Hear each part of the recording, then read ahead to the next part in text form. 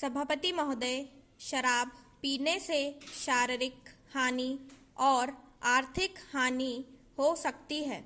साथ ही साथ सामाजिक जीवन में भी वह बहुत बुरी सिद्ध होती है।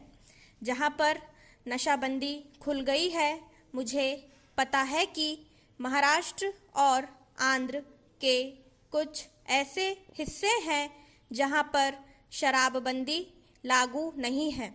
वहाँ पर दिन दिन अपराध बढ़ते जा रहे हैं।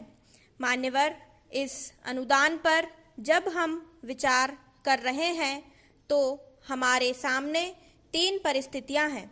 नक्सलवादी किसान विद्रोह, देश के अनेक भागों में अकाल की काली छाया और आंदोलनों की बढ़ती हुई लहर।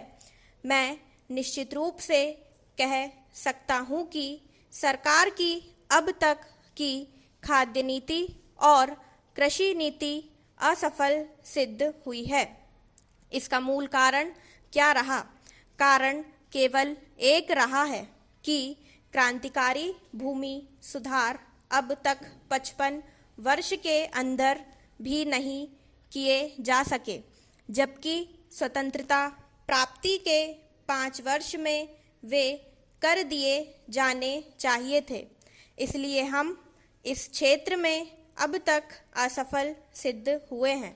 राष्ट्र स्वतंत्रता और संग्राम के ज़माने में सबसे आकर्षक नारा हिंदुस्तान के करोड़ों मानवों को, किसानों को दिया गया था, यानी ज़मीन उनको दी जाए जिनके हाथ ज़मीन जोतते हैं। लेकिन वह राष्ट्र आदर्श आज तक भी चरितार्थ नहीं किया जा सका है। एक तरफ करोड़ों एकड़ परती बंजर जमीन पड़ी है जो कि सरकारी आंकड़ों के हिसाब से 11 करोड़ एकड़ से कम नहीं है। इन जमीनों का उपयोग ना होने के कारण से आज किसानों की समस्या हमारे लिए एक महान विभीषिका का प्रश्न बन गई है। आज स्थिति यह है कि करोड़ों खेत मजदूर, भूमिहीन, आदिवासी, हरिजन एक तरफ पड़े हुए हैं और दूसरी तरफ करोड़ों एकड़ परती बंजर जमीन अनेक रूप में पड़ी हुई है, लेकिन उनका समागम नहीं होने दिया जा रहा है। इसलिए आज बेकारी में भी इतनी वृद्धि हुई है।